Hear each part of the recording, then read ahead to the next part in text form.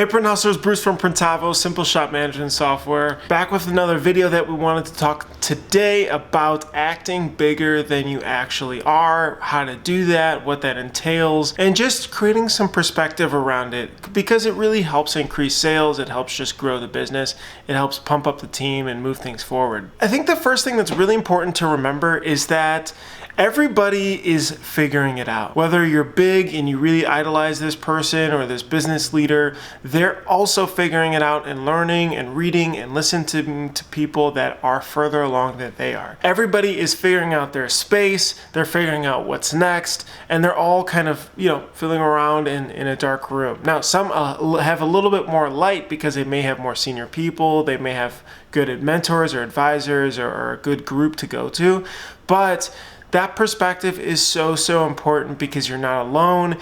Everybody is really working at this and pushing forward together. Now, if you want to stay small and you want to keep it a really tight team and a smaller team, totally cool. Absolutely understand that. I think there's some aspects in this video though that are going to become very helpful to make your life even easier though as you continue to run your business. Now, what we want to talk about today is also the fact that I feel that bigger companies, the ones that have lasted a long time, are really focused on the customer and on the end game, which is outlasting competition, not necessarily beating competition, right? So they're focused on the 10-year future, the 20-year future, and that is where other people are going to stumble in year 3 or 5 or 7 and be able to not last that long, and that's how they quote unquote win. Right? Now, the first big characteristic that I feel is very important here is the team component, right? Having the right people in the right seats that you trust to be able to run the pieces of the business that they own so that you can go ahead and do bigger, more important things, which is what you would normally hear is working on the business. It's impossible to continue to grow your shop or your company just by, tossing people that you feel like you need. There needs to be some direction and structure to create that repetitive process so you can focus. And you're going to normally feel like this as the company does grow.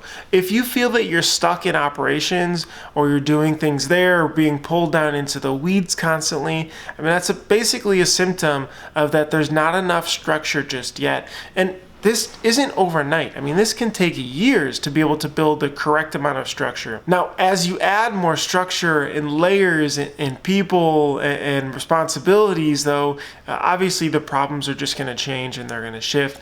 But you become to start to work higher level on those problems instead of being so much in the weeds and more on an operational side of things. The best example is if you're getting stuck on the production floor constantly, that's where the opportunity is to be able to help you focus on the things that you love. If you love the art of screen printing, go at it, get in there. That is what you're going to be able to sell to customers as, hey, check out this awesome print that we just did. Check out how we did this, or this glitter, this foil, and all this really cool stuff. But if you really love the marketing or maybe the sales or maybe the people management of it, then those are the managers that you want to pay a premium for to find, retain, and train and make sure that they are running and can own that. I promise you, if you haven't gotten there yet, it is 100% possible that you find the right person that can own that aspect of the business so you don't have to think about it for many weeks at a time. You will check in, you will have your KPIs that you manage. Shout out to the book Traction. I'm going to go as a little bit of a side note, but if you haven't read Traction, that's kind of this book of the year that we've been focusing on so much, where you set longer term goals and break them down into monthly goals and KPIs for each department, just about 2 or 3 of them, and they're assigned to a person to own. Okay, going back here. It is totally possible to find that person, and if it's not the right person, again, you're gonna know because you're gonna feel this difficult aspect of you having certain expectations and them just not delivering them. Getting rid of people sucks. It's so hard, and I think everybody has been in that perspective where they keep somebody longer than they wish they would have, and when they do get rid of them, then they're relieved and they wish they would have done it earlier. But I think that everybody's been in that situation where they should have gotten rid of somebody earlier, and then when they do, they realize that even more. Totally normal. But again, if somebody is not pushing for your change and your forward progress and trusting that movement and fighting against it, they're not the right person to be riding on that journey with you. It's your company.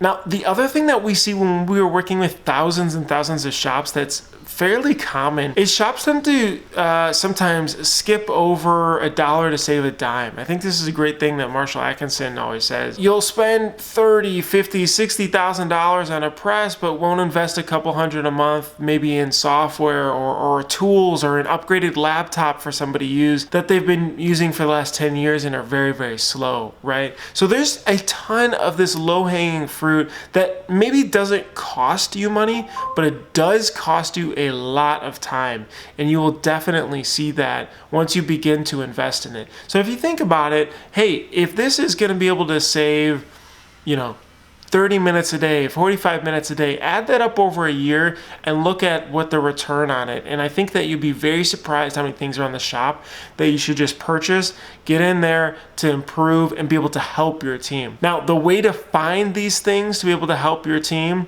so let's say you got the perfect team in place, you're ready to go, you've got the goals of where you want to push everything, and you're ready to continue to act bigger, is have one-on-ones with the team. We've talked about this before in a couple other videos, but one-on-ones with the team every other week, every 3 weeks or so is going to be very, very valuable to understand what's going on in their role and how you can be able to help them do your role better. Ask them that question. Hey, how can I help you do your job easier? And if they can't think of anything, ask more specific. What is very repetitive in your role that I can help automate for you? And then you'll start to get this and tell them, hey, next time we're gonna talk about the exact same thing. So think about this. Over the next 2-3 weeks, I want you to actively think about this, and I'm gonna help you and I'm gonna purchase what you need. So that team aspect and those investments there, I think are really, really gonna provide a lot of value to be able to allow you to continue to act bigger and to grow into those larger shoes. So hopefully that's helpful. If you do have any other tips, absolutely drop them in the comments below. We would really love to hear them and be able to have a great discussion on it. All right, guys, see you tomorrow.